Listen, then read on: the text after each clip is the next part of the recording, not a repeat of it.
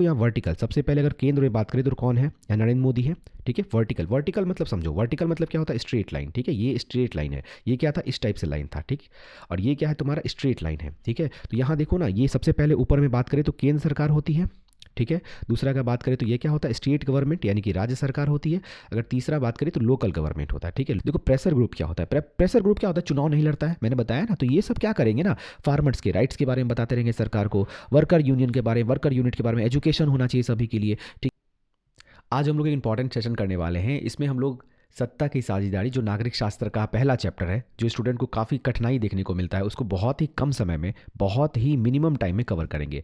ये हमारा सेशन रहेगा रैपिड रिवीजन कोर्स, और इस कोर्स के अंतर्गत हम लोग क्या करेंगे, हर एक चैप्टर्स के 10th एग्जाम्स आने वाले हैं, उस सभी के जितने भी चैप्टर्स हैं उन सभी को काफ़ी कम टाइम में फुल रिवाइज करेंगे, ताकि एग्जामिनेशन में हम लोग रिकॉल कर कर कुछ, कोई भी आंसर हमको याद नहीं आ रहा है तो उसको आराम से लिख पाएँ। तो इस कोर्स में आपको क्या मिलेगा तो मैं बता दे रहा हूँ। इसमें सबसे पहले हम लोग एक शॉर्ट नोट्स, जो भी हम लोग के द्वारा इंस्टीट्यूट में प्रोवाइड किया गया, वो आपको दिया जाएगा। उसके साथ ही इसको क्या करेंगे, जो जो वीवीआई क्वेश्चंस होता है, जो भी important, very very important question रहता है, जो भी रिपीटेड टाइम्स एग्जामिनेशन में क्वेश्चन पूछे हैं, उन सभी को यहाँ पे प्रैक्टिस भी करेंगे। तो ये सेशन आपके लिए बहुत ही इंपॉर्टेंट रहेगा। आप हमारे चैनल पर नए हैं तो जरूर सब्सक्राइब करें। तो चलिए देखते हैं और समझते हैं। मेनली इसमें समझना, तो समझाएंगे और बताएंगे कैसे आप इतने आसान भाषा में समझ सकते हैं यहाँ नागरिक शास्त्र को। तो चलिए देखिए, सबसे पहला हमारा जो यहाँ पे चैप्टर है वो है, इसका नाम है लोकतंत्र में सत्ता की साझेदारी। देखो ये चैप्टर का डिटेल हम लोगों ने पहले भी प्रोवाइड करवाया है क्लास में। अगर आप हमारे चैनल पे जाओगे तो उसमें बहुत ही डिटेल में हम लोगों ने कवर करवाया है, पॉइंट वाइज पॉइंट, किताबी भाषा में। ठीक है, तो किताब हालांकि बहुत लंबा है और हमारे पास समय बहुत कम है, लगभग 1 महीने से भी कम समय बचा है, इसलिए हम लोग क्या कर रहे हैं, इसको बहुत ही शॉर्ट में जान रहे हैं। तो सबसे पहले देखिए, सबसे पहले हम लोग समझेंगे सत्ता की साझेदारी का अर्थ क्या होता है। चलिए जल्दी से पढ़ते हैं और समझते हैं। अगर हम बात करें सत्ता की साझेदारी का, तो क्या लिखा हुआ है, जब किसी देश के शासन व्यवस्था में समाज के हर समूह, क्या लिखा हुआ है, समाज के हर समूह, जाति और समुदाय की भागीदारी सुनिश्चित हो जाती है, तो इसे सत्ता की साझेदारी कहते हैं। इसे लोकतंत्र का मूल मंत्र भी कहा जाता है। ठीक है, तो सबसे पहला सवाल आया, ये सत्ता की साझेदारी होता क्या है। ठीक है, क्या होता है साझेदारी। ठीक है, तो देखो सबसे पहले क्या है कि देखो समाज, यहाँ क्या लिखा हुआ है, समाज। ठीक है, अगर बात करें समाज का हर समूह, ठीक है, समूह मतलब टोटल जो है यहाँ पे जितने सारे ग्रुप्स हैं उन सभी ग्रुप्स। ठीक है, क्या हो गया उसमें, जाति, उसके साथ साथ समुदाय। ठीक है, ये अगर सत्ता में ये सभी लोग शामिल हो गए, यानी कि सत्ता इट मीन्स क्या, कि अगर आप वोट डाल रहे हैं, ठीक है, अगर आप वोट डाल रहे हैं तो चुन के क्या करते हैं आप अपना प्रतिनिधि को। ठीक है, क्या करते हैं, प्रतिनिधि को क्या करते हैं, चुनते हैं। वोटिंग राइट से आपके पास, तो प्रतिनिधि को चुनते हैं। तो समाज के हर व्यक्ति ना चुनते हैं, किसी एक व्यक्ति को तो अधिकार नहीं मिला हुआ है चुनने का, वोट डालने का। तो वही यहाँ पे कहा जा रहा है कि सत्ता की साझेदारी मतलब क्या है। सत्ता में देखो, साझेदारी का मतलब क्या होता है ना, यहाँ पार्टनरशिप। ठीक है, क्या होता है, पार्टनरशिप। पार्टनरशिप, पार्टनरशिप मतलब सत्ता में सबका पार्टनरशिप होना चाहिए। ठीक है, तो यही चीज़ बताने की कोशिश कर रहा है सत्ता की साझेदारी का अर्थ, क्योंकि हेडिंग है और हेडिंग का समझना बहुत ही ज़रूरी है। और देखो यहाँ पे क्या कर रहा है, लोकतंत्र का मूल मंत्र है, और इसे ही क्या करते हैं, लोकतंत्र का मूल मंत्र। अगर आपसे पूछता है कि लोकतंत्र का मूल मंत्र क्या होता है, तो यहाँ पे बताएंगे सत्ता की साझेदारी। ठीक है, चलिए नेक्स्ट देखते हैं। नेक्स्ट देखो, समझने के लिए सबसे पहले जो चैप्टर, अब हम लोग चैप्टर की तरफ धीरे धीरे बढ़ते हैं, उससे पहले हम लोग क्या समझते हैं, सत्ता की साझेदारी एक आखिरकार ज़रूरी क्यों है। ठीक है, वाई सत्ता की साझेदारी आर इंपॉर्टेंट। ठीक है, मतलब जो पार्टनरशिप ऑफ सत्ता है ये हमारे लिए क्यों इंपॉर्टेंट है। तो देखो इसके क्या है ना, इसके दो प्रमुख जो है तर्क दिए जाते हैं, जो है इसके प्रमुख जो है इंपॉर्टेंट तर्क दिए जाते हैं। सबसे पहले जानेंगे युक्तिपरक तर्क और नैतिक तर्क।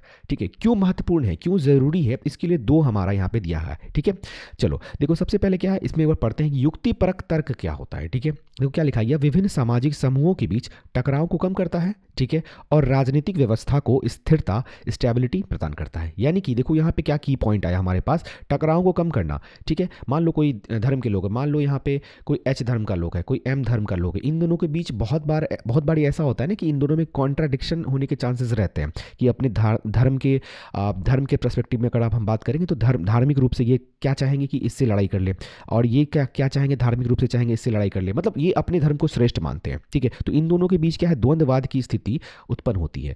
द्वंद्ववाद के बारे में मैंने पढ़ाया है प्रीवियस क्लासेस में। तो देखो यहाँ पे यही कह रहा है कि युक्तिपरक मतलब क्या हो गया, कि देखो विभिन्न सामाजिक समूह होता है ना, अपने आप को सर्वश्रेष्ठ बताना चाहते हैं। अल्पसंख्यक क्या करते हैं, बहुसंख्यक क्या करते हैं, अल्पसंख्यक को दबाने का प्रयास करते हैं। ठीक है, तो यहीं पे क्या कर रहा है, टकराव को, ये जो है ना सत्ता की साझेदारी क्या कर रहा है, आपकी जो टकराव हो रही है ना, उस टकराव को क्या कर रहा है, बहुत ही कम कर रहा है। ठीक है, और क्या कर रहा है, राजनीतिक व्यवस्था, यानी राजनीति में जो व्यवस्था है, ठीक है, अगर हम बात करें राजनीति में जो हमारी व्यवस्था है, राजनीति व्यवस्था क्या है? को स्थिरता प्रदान करता है। देखो, अगर मान लो राजनीति व्यवस्था, राजनीति में क्या व्यवस्था है कि हम लोग सिंपल वोट डालते हैं और सभी धर्म के लोग वोट डालते हैं। वोट डालने के बाद क्या होता है? प्रतिनिधि को चुनते हैं। क्या करते हैं? हमारे प्रतिनिधि को चुनते हैं। प्रतिनिधि को चुनने के बाद वो क्या होते हैं? आराम से सत्ता में आते हैं और चलाते हैं। अगर मान लो यानी देखो यहाँ पे क्या है ना, स्टेबिलिटी है। स्टेबिलिटी मतलब होता है स्थिरता। स्थिरता घट मीन्स कि अगर मान लो बहुत ज़्यादा दंगा फसाद हो रहा है, कोई विशेष धर्म के लोग चाह रहे हैं कि ये हमारे धर्म के क्यों नहीं बैठे, क्यों नहीं मतलब सीएम है हमारे धर्म के लोग जो है, क्यों चीफ मिनिस्टर नहीं है, तो वो क्या चाहेंगे कि इसको हटा दे और हम अपने धार्मिक जो मेरे धर्म से रिलेटेड है उसको यहाँ करें सीएम बना दे। तो यहाँ पे उनका क्या सोच होता है ना कि ये जो है मेरे धर्म से रिलेटेड ही यहाँ पे लोग बैठने चाहिए। ठीक है, तो इसीलिए ये कहने का कोशिश कर रहा है कि अगर ऐसा स्थिति उत्पन्न होगा कि लोग अपने आप को श्रेष्ठ मानने लगेंगे, अपने धार्मिक स्थिति को श्रेष्ठ मानने लगेंगे, तो क्या करेंगे ना कि वहाँ पे अनस्टेबिलिटी आ जाएगी। ठीक है, वहाँ पे जैसे कि हम एग्जाम्पल में आपको हमेशा बताए हैं पिछले चैप्टर में भी कि श्रीलंका में यही हुआ। ठीक है, बेल्जियम का भी यहाँ पे देखा गया। ठीक है, तो बहुत सारी चीज़ें हैं जो हम लोग डिटेल में उस क्लास में पढ़े थे, लेकिन इसमें बस इतना समझना है कि युक्तिपरक तर्क मतलब क्या होता है। ये क्या करता है कि टकराव जो हो रहा है ना दो समुदायों के बीच, इनको कम कर दिया, पहली बात। दूसरी बात यह हुआ कि राजनीति जो स्टेबिलिटी है, यानी पॉलिटिकल कंडीशन जो है, जो स्टेबिलिटी होनी चाहिए उसको वो बनाए रखा है। नहीं तो अगर दंगा फसाद होगा तो फिर वो सत्ता गिर जाएगी और फिर वो अपने जो नया सत्ता आएगा फिर कोई अच्छे से सरकार काम नहीं कर पाएगी। तो इसलिए कह रहा है, इसलिए ज़रूरी है क्योंकि ये टकराव को कम करता है और दूसरी बात क्या है, राजनीतिक व्यवस्था को अस्थिरता लाता है। अगर बात करें नैतिक तर्क यानी कि मॉरल रीजंस क्या हो सकते हैं सत्ता की साझेदारी का, अगर हम बात करें, ये लोकतंत्र की आत्मा है। ठीक है, लोकतंत्र की आत्मा है। ठीक है, लोकतंत्र में जनता का शासन होता है, इसलिए उनकी भागीदारी अनिवार्य है। ठीक है, लोकतंत्र में जनता का ही शासन होता है ना, इसलिए लोकतंत्र में जनता ज़रूरी है साझेदारी में, इसलिए उसकी आत्मा भी इसको कहा जाता है। बिल्कुल याद रखना है। ठीक है, चलिए अब देखो यहाँ पे हमारा तीसरा टॉपिक आता है। क्या आता है? सत्ता की साझेदारी के रूप क्या क्या हो सकती है। बहुत ही इंपॉर्टेंट है, बहुत बहुत बहुत ज़्यादा इंपॉर्टेंट है क्योंकि तुम्हारे क्लास में ये सारा लिखा हुआ है। देखो सबको इसको बहुत ही आसान तरीके, आसान लैंग्वेज में हम लोग समझते हैं, इसलिए हम लोग क्या किए ना, इसको एक साथ ले आए ताकि एग्जामिनेशन में काफ़ी इसको आपको दिक्कत ना हो। ठीक है, देखो अगर हम बात करें ना, लोकतंत्र में सत्ता की साझेदारी का मुख्यतः चार तरीका से होता है। ठीक है, सत्ता की साझेदारी की बात करें तो चार टाइप से हम लोग सत्ता की साझेदारी को बांटते हैं। अगर हम बात करें, देखो सबसे पहला क्या है, क्षैतिज वितरण।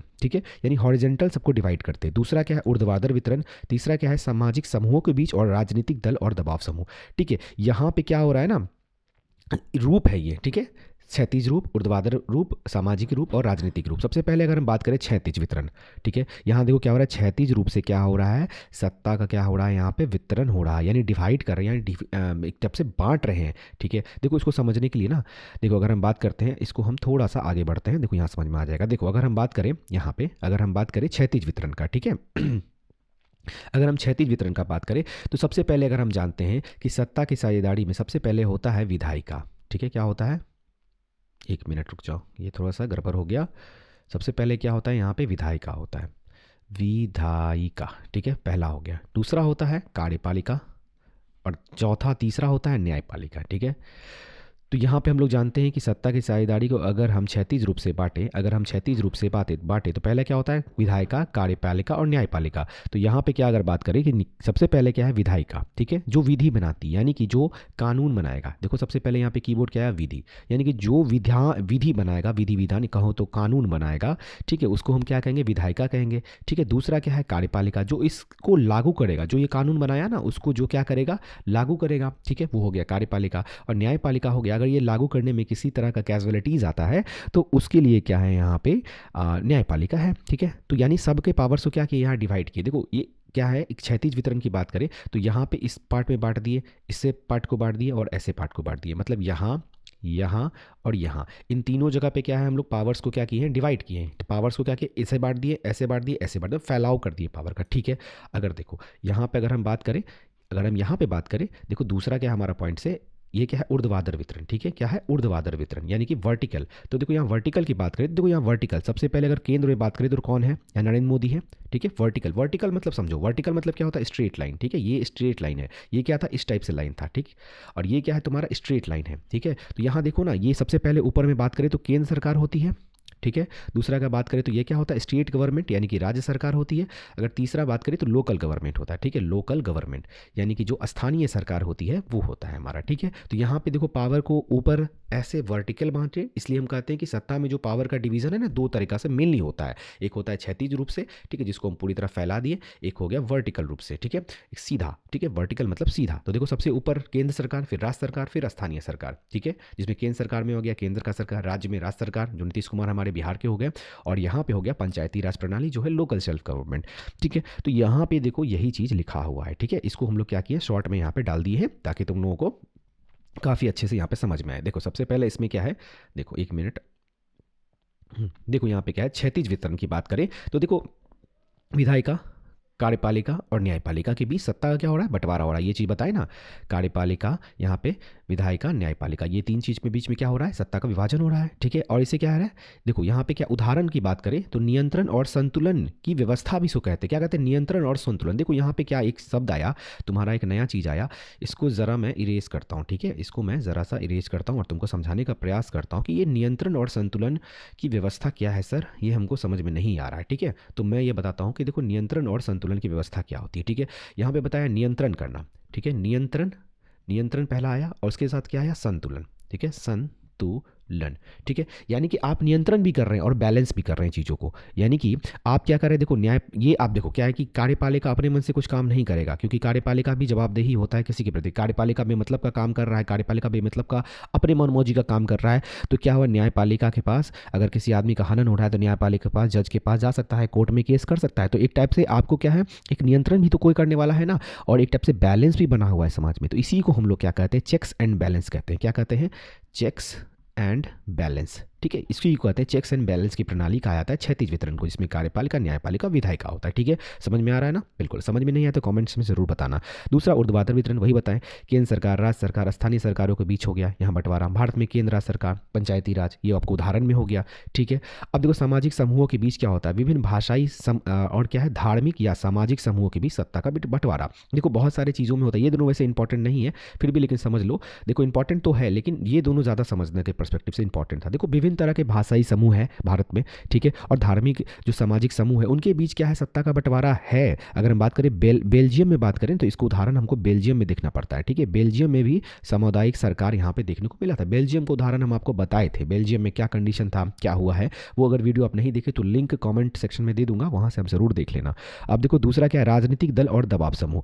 देखो राजनीतिक दल क्या होता है, राजनीतिक दल प्रेशर ग्रुप के बारे में मैं बताऊंगा। राजनीतिक दल वही हो गया, पार्टीज हो गया, जो हमारे पॉलिटिकल पार्टीज होते हैं ना, बीजेपी हो गए, आरजेडी हो गए, जेडीयू हो गए, बहुत सारे पार्टीज हैं, तृणमूल कांग्रेस हो गए, ये जो सारे चीज़ आ गए ना, वो हमारे क्या हो गए, राजनीतिक दल के लोग आ गए। और ये क्या हो गया, दबाव समूह। दबाव समूह होता है प्रेशर ग्रुप, वो प्रेशर बनाती है सरकार पे, उसको आगे है आपको डिटेल में मैं वो बताऊंगा। अब जो गठबंधन के सरकार के माध्यम से सत्ता साझा करना, यानी गठबंधन, देखो सत्ता को साझा हम कब करते हैं, जब हम एक पार्टी का लोग दूसरा पार्टी को लोग आके मिल गया तो वो क्या हो गया, गठबंधन की सरकार, ठीक है। मतलब गठबंधन, एक दूसरे से बंध गए दोनों सरकार, दोनों पार्टी के लोग मिल गए और सरकार चला रहे, तो इससे भी तो पावर्स का शेयरिंग हो रहा है ना, यही चीज़ कर रहा है। अब देखो वर्तमान में गठबंधन की सरकार यही चीज़ है, ठीक है। चलो आगे बढ़ते हैं। आगे अगर हम बात करें तो देखो यहाँ पे क्या है, बेल्जियम और श्रीलंका कुछ उदाहरण बहुत इंपॉर्टेंट है। बेल्जियम और श्रीलंका के बारे में यहाँ बताया गया है कि बेल्जियम और श्रीलंका के बारे में यहाँ पे क्या हुआ था, ठीक है। चलो एक मिनट हम पढ़ते हैं यहाँ पे और समझते हैं। अगर हम बात करें बेल्जियम के बारे में, ठीक है, एक मिनट मैं इसका थोड़ा सा नीब कम कर लेता हूँ, 1 मिनट। हाँ, अगर देखो यहाँ पे क्या है,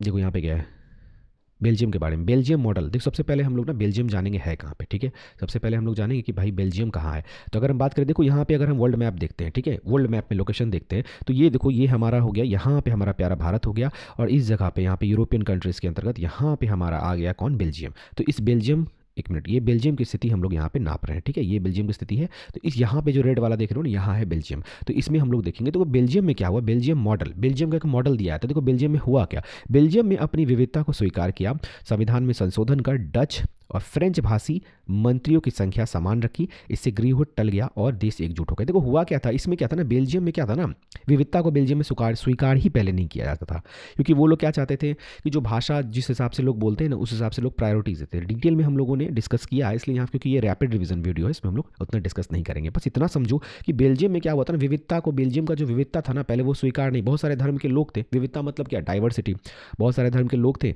तो उस धर्म के जो लोग थे ना, तो उसको क्या किया ना, वो स्वीकार स्वीकार किया, ठीक है।